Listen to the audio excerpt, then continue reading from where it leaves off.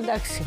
Ναι, καλά, κάτσε ακόμα. Τι, έχουμε άλλες 5 μέρες. Τον Ιούλιο πρέπει να φάμε. Λοιπόν, 4 εβδομάδες έχουμε. Πάμε να καλημερίσουμε τους πολιτικούς μας. Γιατί δεν είναι όλοι εδώ, Ιορδάνη? Θα σου πω γιατί. Ο κύριος Βρετάκος είναι από τη Νέα Δημοκρατία. Καλημέρα, κύριε Βρετάκο. Τώρα είναι όλοι εδώ. Ο κύριος Σπυρόπουλος είναι ώρα Πασόκ, όπως καταλαβαίνετε. Καλημέρα. Καλημέρα. Γεια σας, ώρα Πασόκ. Κίνηση Μητσοτάκη να λέμε στους δρόμους. Κύριε Σπυρόπουλε, το πρωινό πουλί πιάνει το σκουλίκι, το έχουμε πει. Δεν σου λέω ώρα Πασόκ, λέμε τι ώρα βγαίνουμε στον αέρα, 8 και 30. 8 και 32 και 34 πάλι καλά. Μα τώρα δεν ξεκινήσαμε. Τώρα. Ο κύριος Σαρακιώτης, ανεξάρτητος βουλευτής, ευχαριστούμε κύριε Σαρακιώτη. Ευχαριστούμε και εσάς που είστε μαζί μας. Πάμε να ξεκινήσουμε τώρα έτσι το γύρο της κουβέντας που κάνουμε. Κύριε Βρετάκο, με εσάς να ξεκινήσουμε και να σας ρωτήσω πόσο σας ανησυχεί το κόμμα Σαμαρά, γιατί ο καθένας έχει τα δικά του τα κόμματα. Συγγνώμη. Λοιπόν, πόσο σας ανησυχεί το κόμμα Σαμαρά, γιατί βλέπουμε ότι ένα στέλεχος από την κυβέρνηση, τον κύριο Κυρανάκη, που είχε σχέση και με τον κύριο Σαμαρά, το μετακινεί στο κόμμα και όλοι λένε ότι είναι μια προσπάθεια να περιορίσει και τις διαφορές ο κύριος Μητσοτάκης. Πρώτα απ' όλα, οι περισσότεροι που προερχόμαστε από τη Νέα Δημοκρατία είχαμε σχέση με τον κύριο Σαμαρά γιατί ήταν πρόεδρος του κόμματος και πρωθυπουργός. Άρα λοιπόν αυτό είναι φυσικό επόμενο, δεν είναι κάτι συγκεκριμένο για τον κύριο που αφορά μόνο τον κύριο Κυρανάκη. Από εκεί πέρα αυτό το κόμμα πλέον το ακούμε συνεχώς δημοσιογραφικά, έχει κάνει και ο ίδιος κάποιες δηλώσεις. Εγώ ελπίζω και εύχομαι να μην γίνει. Σε κάθε περίπτωση όμως, εγώ πιστεύω. Γιατί πιστεύω ότι αν γίνει ένα τέτοιο κόμμα θα δημιουργήσει θέματα και σε εμάς. Κάποια ίσως. Όμως αυτά τα θέματα δεν θεωρώ ότι θα είναι μεγάλης έντασης. Υπό την έννοια πια ότι πιστεύω ότι μια κρίσιμη μάζα ψηφοφόρων, οι οποίοι ψηφίζουν για το ποιος θα τους κυβερνήσει αύριο, θέλουν κόμματα τα οποία έχουν συγκεκριμένο πρόγραμμα και προοπτική να σχηματίσουν κυβέρνηση αύριο. Άρα σε αυτή τη φάση δεν θεωρώ ότι ένα τέτοιο κόμμα θα εξυπηρετεί αυτό το σκοπό. Ίσως είναι ένα κόμμα που πάει να κάνει κάποια ζημιά. Καλά, δεν μπορεί να γίνει και με τις ευλογίες σας αυτό. Εδώ που εντάξει, γιατί ο κ. Σαμαράς δεν έχει καμία σχέση τώρα πια με τη Νέα Δημοκρατία. Και έχει εκφράσει και πολύ έντονα τη δυσαρέσκεια. Πάντως, σε κάθε περίπτωση, εάν ένα κόμμα που απευθύνεται στα δεξιά της Νέας Δημοκρατίας, θεωρώ ότι στους ανθρώπους αυτούς που έχουν αυτές τις ευαισθησίες, η Νέα Δημοκρατία σήμερα, με τις πολιτικές που εφαρμόζει και στο μεταναστευτικό, την πιο αυστηρή μεταναστευτική πολιτική, έχουμε αυτή τη στιγμή στην Ευρώπη, και στις ενόπλες δυνάμεις, έχουμε ενισχύσει τις ενόπλες δυνάμεις και βλέπουμε ότι περήφανα πλέον καθόμαστε στα τραπέζια και μπορούμε και επεμβαίνουμε όποτε χρειάζεται. Το είδατε στο προηγούμενο διάστημα που έγινε στην Κύπρο, και στην εξωτερική πολιτική με τις διεθνείς συμφωνίες που έχουμε κάνει, αλλά και σε πολιτικές που παίρνουμε για την οικογένεια.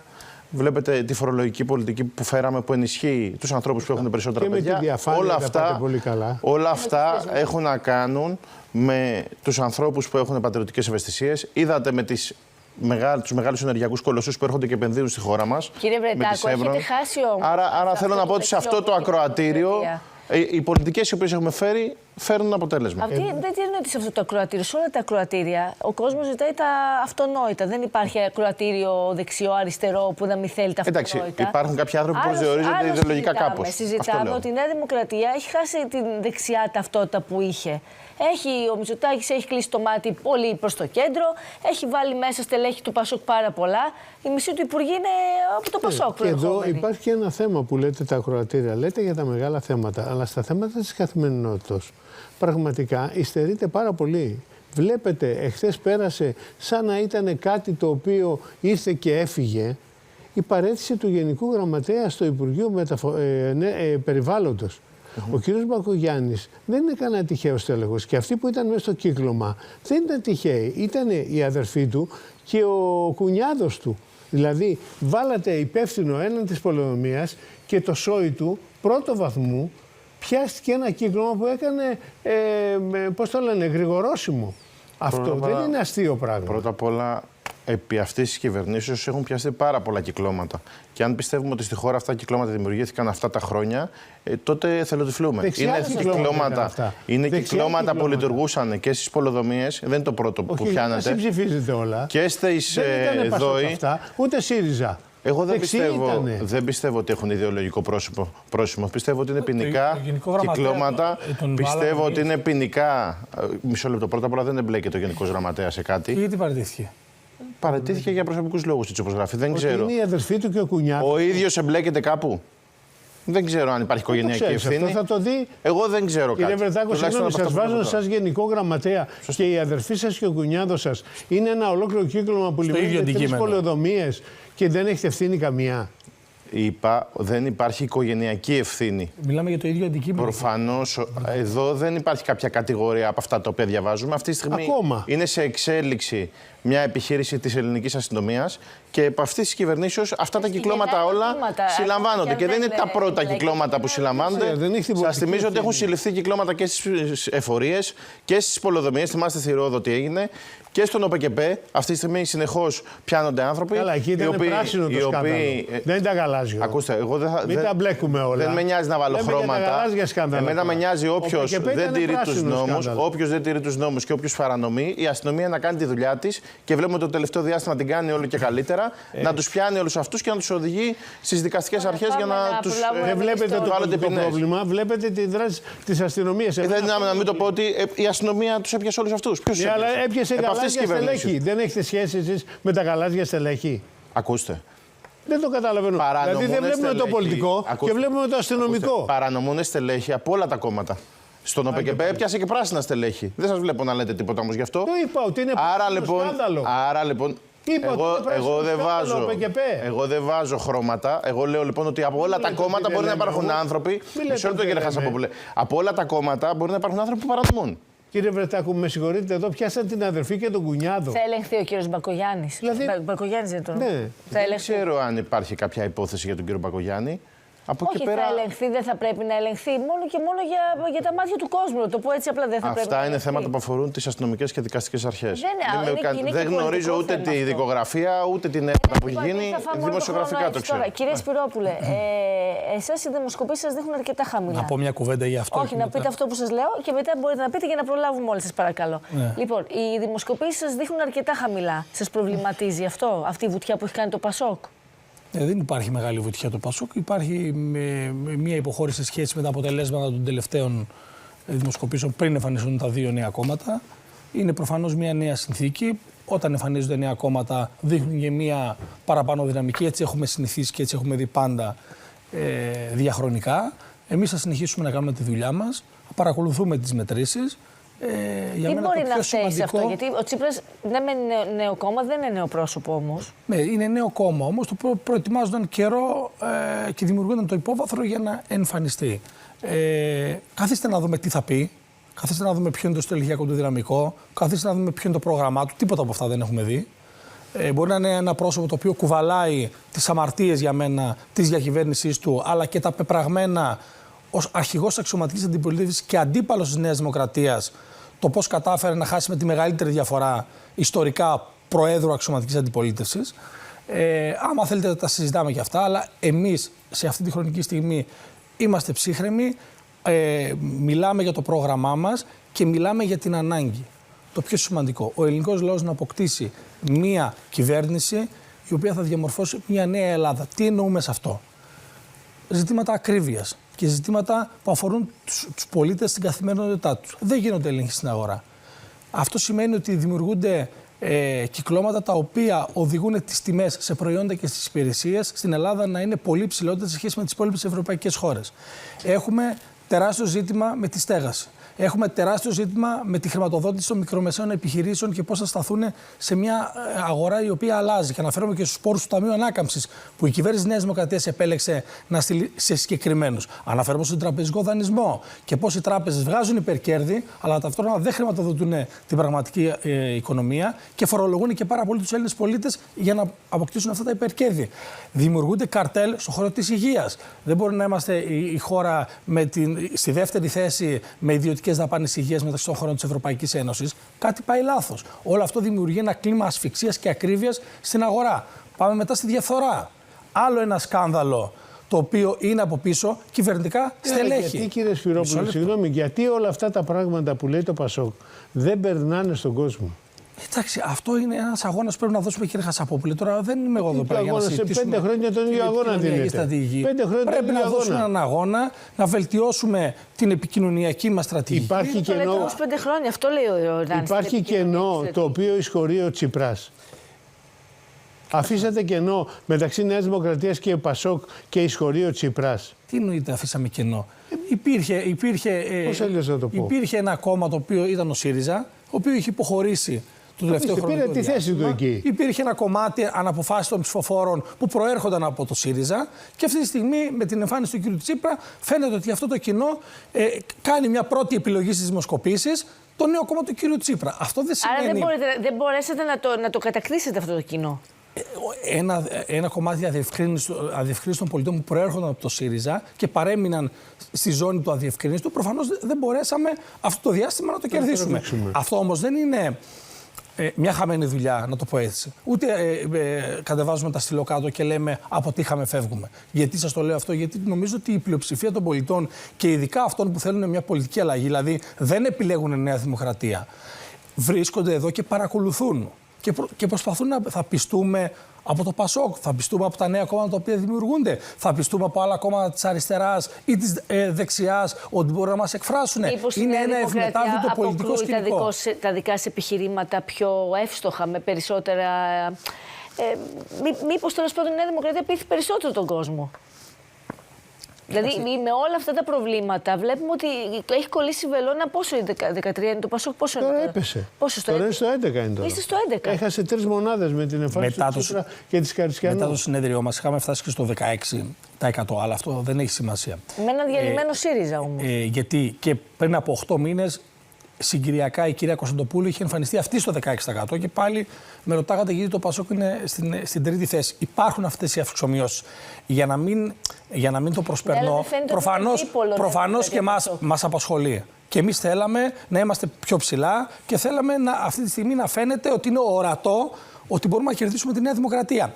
Αλλά δεν μπορώ να δεχθώ ότι κερδίζει η Νέα Δημοκρατία αυτό το ακροατήριο όταν έχει λάβει 41% στις τελευταίες βουλευτικές εκλογές και στην πρόθεση ψήφου αποτυπώνεται στο 21-22. Φαίνεται ότι υπάρχει ένα μεγάλο πρόβλημα και εκεί. Λέμε ότι το Πασόκ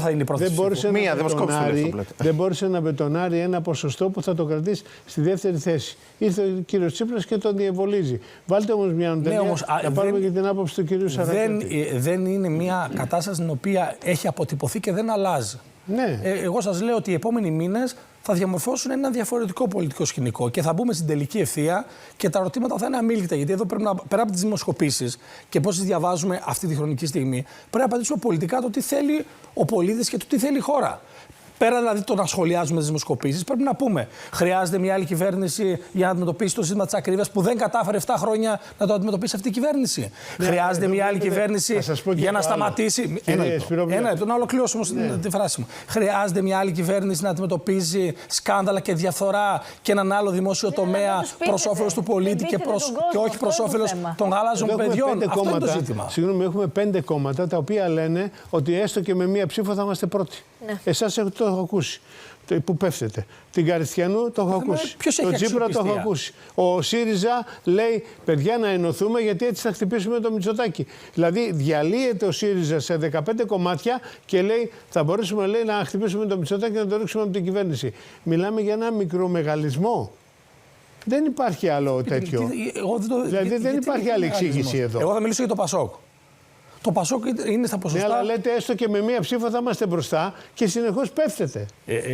Δεν ανεβαίνετε συνεχώς. Δεν πέφτουμε συνεχώς. Άμα πέφταμε συνεχώς θα ήμασταν χαμηλά και σε πολύ χαμηλές θέσεις. Τι εννοείται πέφτουμε συνεχώς? Βρισκόμαστε σε ένα ποσοστό το οποίο αυτή τη στιγμή όντως δεν μας ικανοποιεί στο μεγάλο στόχο που έχουμε για την πρώτη θέση. Εγώ το λέω ξεκάθαρα. Αλλά αυτό δεν σημαίνει ότι έχουμε χάσει τις πιθανότητές μας να διεκδικήσουμε αυτό το στόχο. Δηλαδή, είναι πιο ουτοπικό η Νέα Δημοκρατία με πρόθεση ψήφου 22, 23, 24 θέλετε κύριε Βερτάκο, να λέω ότι θα πάρω αυτοδυναμία και είναι τόσο απίθανο για το Πασόκ να λέω ότι μπορώ να την περάσω μέχρι τις εκλογές? Δηλαδή να υποχωρήσει 2-3 μονάδες στη Νέα Δημοκρατία και να ανέβει το Πασόκ. Δεν βγαίνουν από τις δημοσκοπήσεις. Πόσες θα ανέβει το Πασόκ, 15? Καλά, θα κάνουμε τώρα συζήτηση. Φαίνεται όμως ότι ακόμα και αυτό να γίνει πρέπει να συνεργαστείτε με κάποιον, αλλιώς δεν γίνεται. για να φτιαχτεί νέα κυβέρνηση την επόμενη μέρα, εμείς δεν λέμε ότι θα πάρουμε αυτοδυναμία. Γιατί λέγατε μέχρι τώρα το Πασόκ ότι εμείς θα πορευτούμε μόνοι μας. Εδώ πάμε. Άλλο θα πορευτούμε μόνοι μας μέχρι τις εκλογές. Άλλο θα πούμε ότι εμείς πάμε να πάρουμε αυτοδυναμία και δεν υπάρχει δυνατότητα σχηματισμού άλλης κυβέρνησης. Άρα με ποιον θα συνεργαστείτε όμως, με τον κύριο Τσίπρα? Κύριε Βετάκο, μην βιάζεστε. Λοιπόν, για να μην αδικήσουμε τον κύριο Αφού λέτε τώρα θα συνεργαστείτε. Όταν και εφόσον το Πασόκ είναι πρώτη δύναμη, θα δούμε ποια κόμματα μπήκαν στη Βουλή. Εδώ πέρα 2 κόμματα εμφανίστηκαν τώρα. Να δούμε τι δυναμική θα έχουν. Να δούμε θα μπουν στη Βουλή, δεν θα μπουν, θα έχουν κάποια δυναμική. Πάμε να ακούσουμε τον κύριο Σαρακιώτη. Ποια από τα παλιά κόμματα θα δημιουργηθούν. Έναν άνθρωπο που έφυγε νωρίς από το ΣΥΡΙΖΑ, ανεξαρτητοποιήθηκε, κρατάει όλο αυτό το χαμηλό προφίλ, εν πάση περιπτώσει, και τα βλέπει λίγο αποστασιοποιημένα. Και πιο ψύχραιμα ίσως. Ναι, ίσως πιο ψύχραιμα, γιατί και κάτι άλλο. Πιθανόν να βλέπει και κάποια άλλα πράγματα που δεν μπορούν να τα δουν οι άνθρωποι που είναι μέσα στα κόμματα.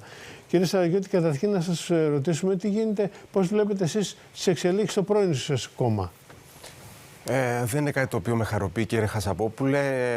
Ήμουνα στο ΣΥΡΙΖΑ Προοδευτική Συμμαχία για πάρα πολλά χρόνια και σε καμία περίπτωση δεν μπορώ να πω ότι επειδή αποχώρησα, οι εικόνες που βλέπουμε και οι καταστάσεις που βιώνω στο ΣΥΡΙΖΑ, τουλάχιστον εμένα με χαροποιούν. Από εκεί και πέρα, αυτό που εγώ έχω βιώσει όλο το προηγούμενο χρονικό διάστημα, από τον Νοέμβρη του 2024 μέχρι και σήμερα, θεωρώ ότι ταυτίζεται με αυτό που βιώνει ένας μεγάλος αριθμός πολιτών. Δηλαδή, δεν μπορεί άλλο να παρακολουθεί τα κόμματα της αντιπολίτευσης, να στρέφει τα βέλη του το ένα κατά του άλλου, το Πασόκ κατά του κυρίου Τσίπρα, ο ΣΥΡΙΖΑ κατά της κυρίας Κωνσταντοπούλου, η κυρία Κωνσταντοπούλου κατά όλων.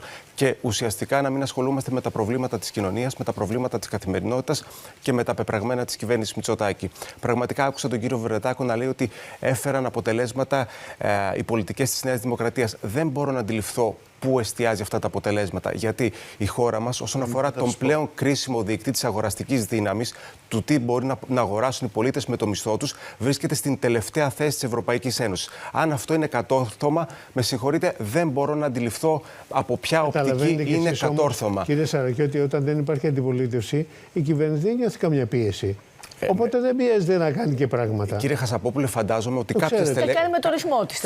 Φαντάζομαι ότι κάποιες στελέχη της κυβέρνησης κυκλοφορούν στην κοινωνία και έχουν επαφή με την κοινωνία. Ναι, γι' αυτό χρησιμοποίησα το ρήμα. Πείτε μας για το ΣΥΡΙΖΑ τώρα. Τι θα γίνει, πιστεύετε ότι θα κατέβει αυτόνομος ή θα πάει όλος μαζί να στηρίξει τον Τσίπρα? Δεν γνωρίζω τι θα γίνει. Μια πολιτική εκτίμηση ρωτάμε.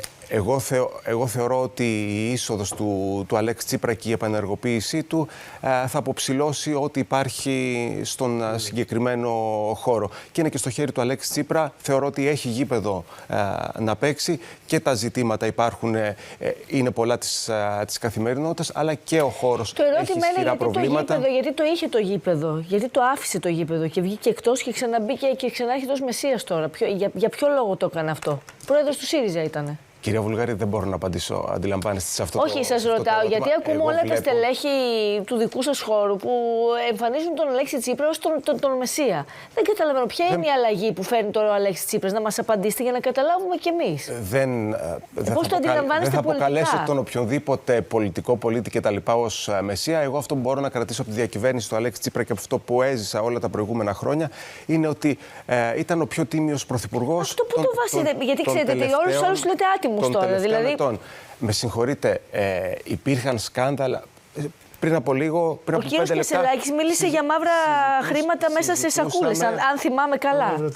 Μαύρα ταμεία. Αφήστε όσοι ήμασταν βουλευτές που καταβάλαμε το 40% της βουλευτικής αποζημίωσης κάθε μήνα προκειμένου να μπορεί ο ΣΥΡΙΖΑ να επιβιώσει. Ούτε δάνεια είχε, ούτε μαύρα ταμεία, τα παιδιά στην Αυγή και στο Κόκκινο απλήρωτα ήταν και είναι.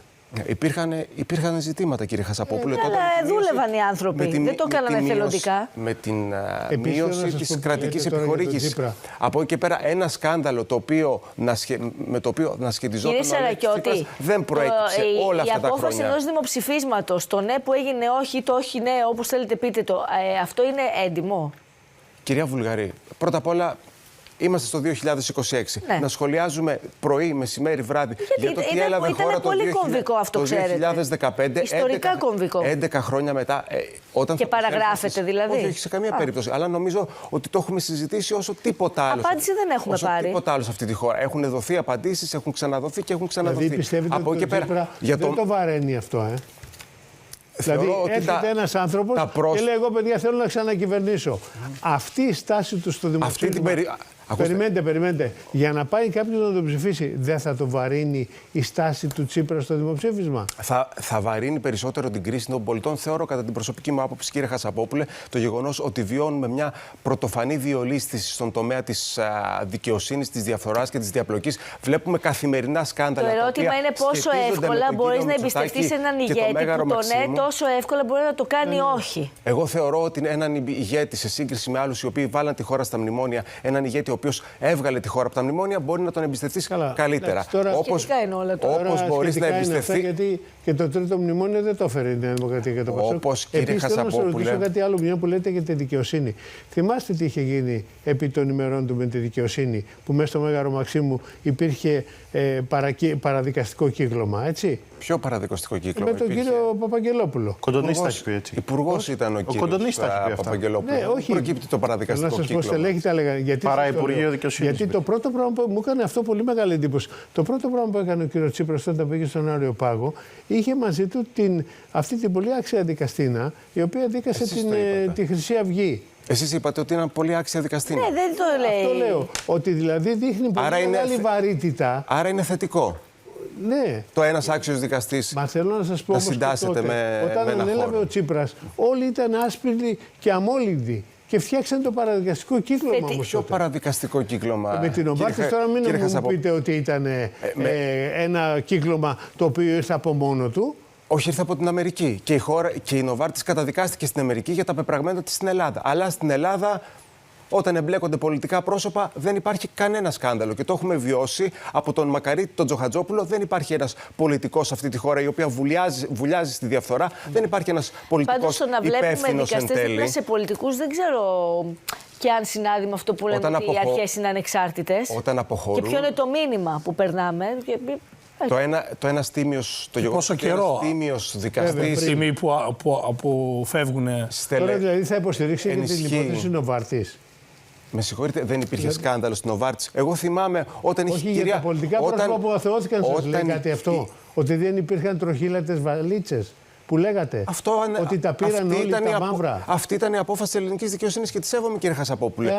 Από εκεί και πέρα δεν μπορώ να. Δεν στήθηκε αυτό. Δεν υπήρχαν ψευδομάρτυρες. Δεν φύγαν στα δικαστήρια, δεν αθωώθηκαν αυτοί. Κύριε Χασαπόπουλε, δεν μπορώ να δεχτώ. Πώς συμπεριφέρεστε. Ακούστε, σαν τη Νέα Δημοκρατία που λέει δεν υπάρχουν υποκλοπές. Στη χώρα η οποία μαστίζεται.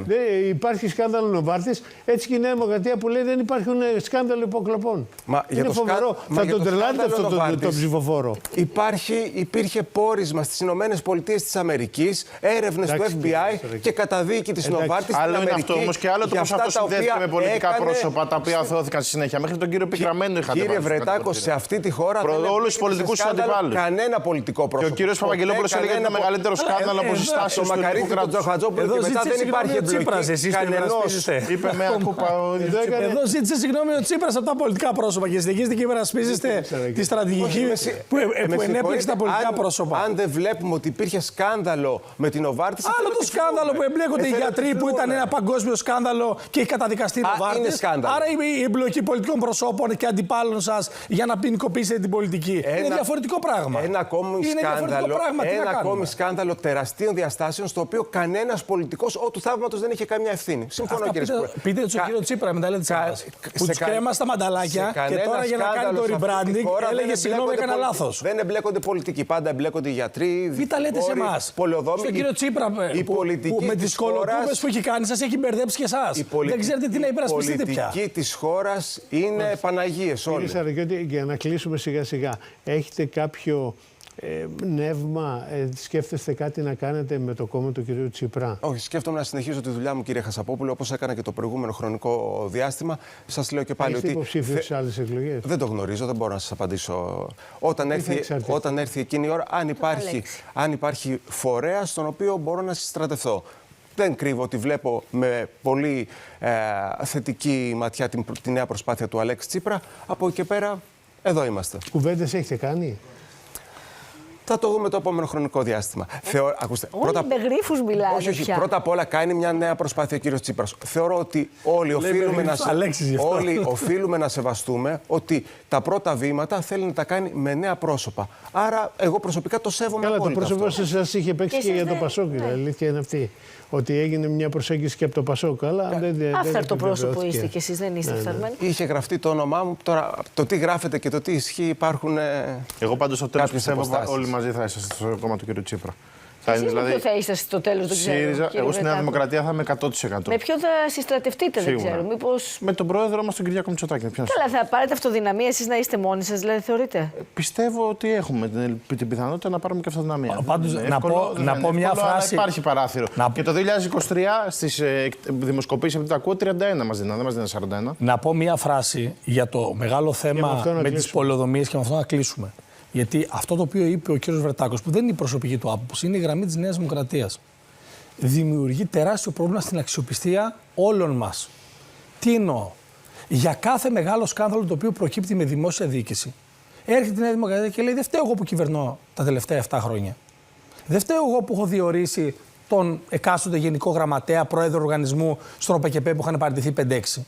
Δεν φταίει ο πρωθυπουργός που έχει την πολιτική ευθύνη να παρακολουθεί και το Μαξίμου την κυβέρνηση και τους υπουργούς. Φταίει μια κακή δημόσια διοίκηση που να το δεχτώ ότι υπάρχουν εστίες διαφθοράς που πρέπει όμως να τις παρακολουθείς και να τις διαλύεις Πάντως, στην κύριε αρχή. Σπυρόπουλε, τώρα Όχι στο βγαίνουν όλα τέλος, αυτά. όχι στο Εάν τέλος του πιστεύετε ότι σκανδάλου. στην Ελλάδα τα κυκλώματα όλα αυτά ξεκίνησαν και αυτά τα μπράβο, χρόνια, ακούστε τι λέει. τότε είστε Μπράβο της στη Νέα πραγματικότητας. Δημοκρατία που μετά από 7 χρόνια οδηγεί και κάποιος να του συλλάβει η όχι ελληνική μετά από 7 αστυνομία. χρόνια. Όταν Και έχει στα 2 γίνει- χρόνια έγιναν όταν- συλλήψεις και στα 3 και στα 4 συνεχώς γίνεται. Άμα κάτσετε και το Όταν δείτε, έχουν χαθεί έχουν εκατομμύρια συλληφθεί, ευρώ.